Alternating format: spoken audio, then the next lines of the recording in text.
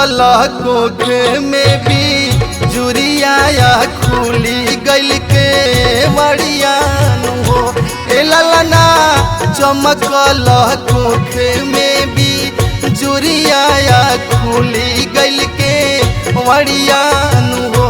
ए ललना चमकल कोख में भी जुरिया खुली गइल के मड़ियानु हो।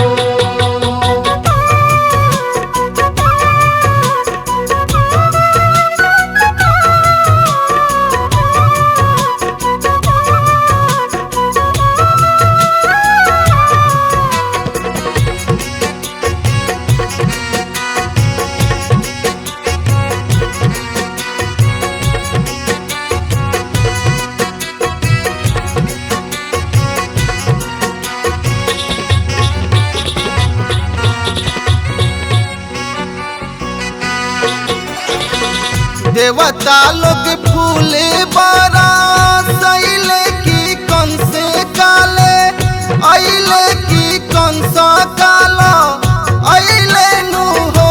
ये ललना ऋषि मुनि मन भइले हर्षित की विपदा परैले नु हो।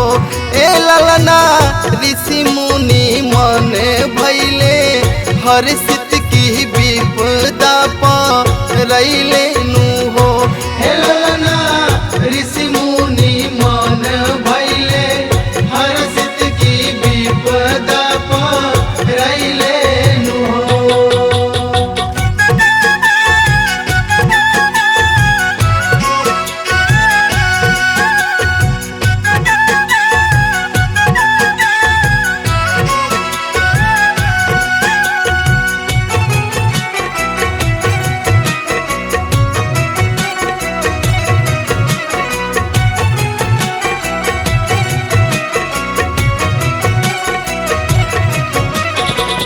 देवकी चिहाइली मायरिया से पढ़ाते ना जरिया की पढ़ाते ना जरिया नु हो। ये ललना विष्णु जी ले आव तारे फूलैले जरिया नु हो। ए ललना विष्णु जी ले आव तारे फूलैले जरियानु हो।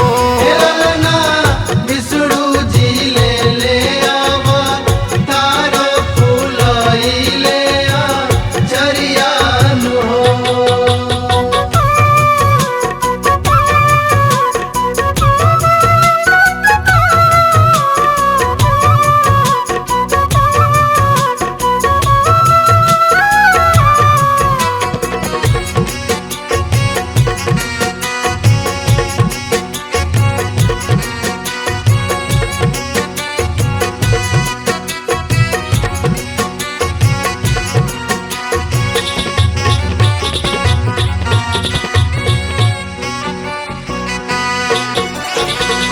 खुली गईले बाबूजी के बेड़िया निकल बा हरिया निकल बा हरियानु हो।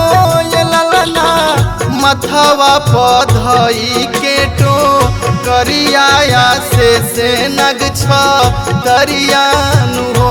ए ललना मथवा पधई के टो करिया से नग छ दरियानु हो। ए ललना मथवा पधई के टो करिया से नग छ दरियानु हो।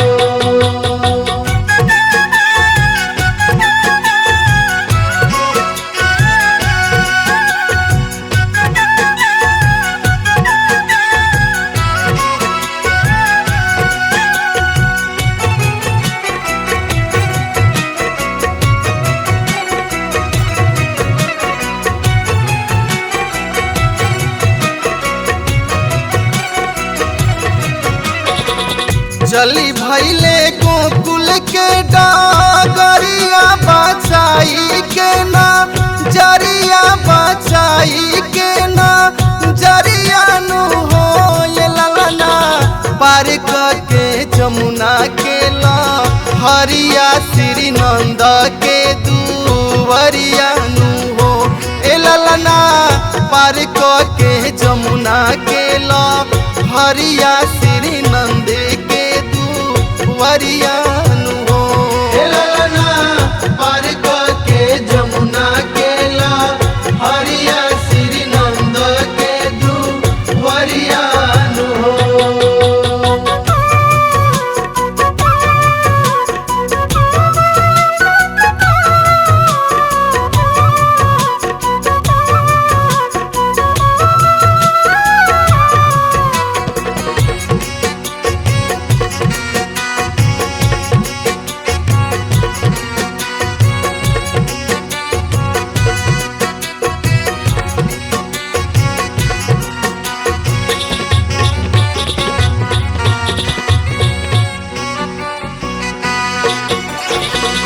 सोरह काला के सौमत्री पुरारिया प्रेमयवा तारिया प्रेमयवा तारिनु हो। ये ललना से ही हरि सुमिरल शिव पुरिया कृष्णा बजरूरी नु हो। ए ललना से ही हरि सुमिरल शिव पुरिया कृष्ण बजा